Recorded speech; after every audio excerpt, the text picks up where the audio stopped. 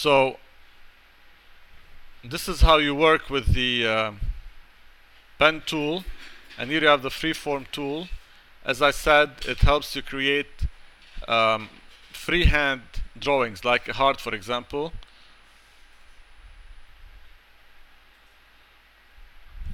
Alright, and at any time you can press Alt to remove a point and then take this one down. Alright, so here again Alt and click on that point to remove it so that you have a sharp point there. Now, to color it, you just give it a color from here. So that's the text, Bezier, and freehand tool. The same thing apply. The same things apply to the pictures. So if I go like this from here, all right, and I release, I can right click and choose import picture, and the image will fit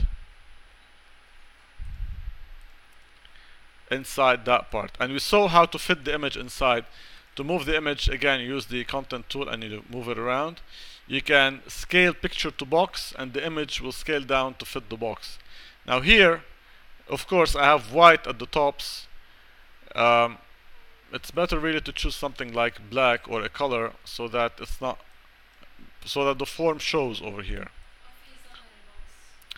Yeah, I can always go and press Alt and Shift to go like this. Alright, so that's the picture over here, and I can also go like this and add a picture inside.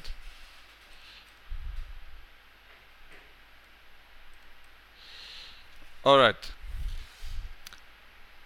table tool, we're gonna talk about it later in detail, but here for now I can add a table that contains rows and columns in case I was creating a chart of some sort.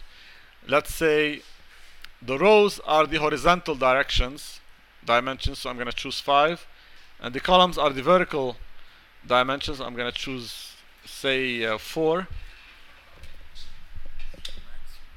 Thank you very much. Here I can choose the cell type to contain text or picture. I can change these later. I'm going to show you how.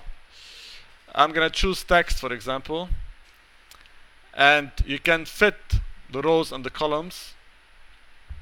We have linking, which I'll talk about in a second. I'll press OK for now. So here I can just type whatever. Now the question is, how do I convert from text to image? So let's say I want to add an image here. If I click inside the cell, I can right click and choose content. Here I have text, or I can choose picture. So now I can right click and choose import picture and select a picture to be added here.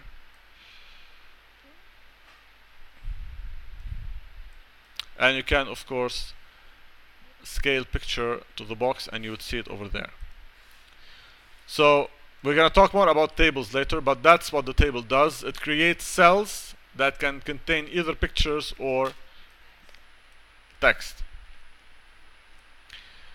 Then we have the line tool. So let's say that we have text here.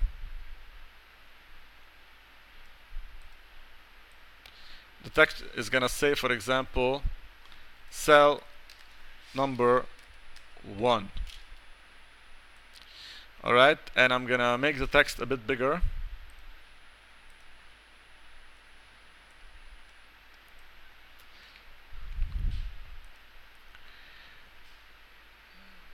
I'm also going to give this a color for now.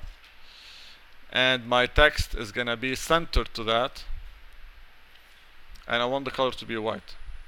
Alright, so now I want to create an arrow that points to cell number 1. For that, I'm going to use my line tool, and I'll click and drag like this. But this doesn't have any arrows, right? So what I'm going to do is click here and choose to have arrows. So now I have an arrow at the tip. If I want to have an arrow at the base, I go like this, so it goes down. If I wanted to have arrows both sides, I go like this. Alright, so I'm going to select this, Control D, and here I'm going to type, let's say picture 1. Remember that it's centered, that's why it's always centered inside this. Now, how do I change the points? I click and I move to go there. And to change the color, you go like this. To change the thickness, you go to the width and give it a new width. Alright? So this is the table and the line tool, which is used to create arrows, if I like. The line tool, the way it is, would let you create lines in any direction. And you can change the points like this.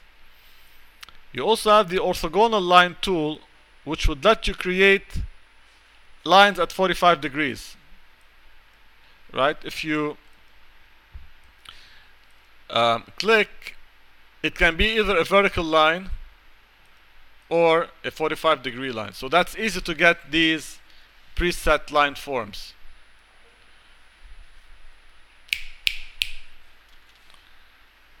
And the last one is the Bezier, where I can click curves. For example, I can click here, I can click there, but then I would drag to get a perfect curve.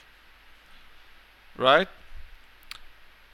So that's my line, and I always can give this arrows and make it thicker. You see, the important thing is to get a very smooth curve.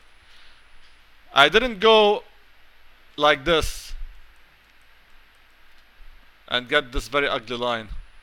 No, I just had 2 points. Click. I didn't drag here even. I dragged at the end, and I continued dragging until I got the nice curve. To the end. Yeah. And then you can select it and adjust the curve from the points, and then you can add your arrows and change the thickness. Is this clear? It's very important to get very smooth curves and not squiggly lines like this one here.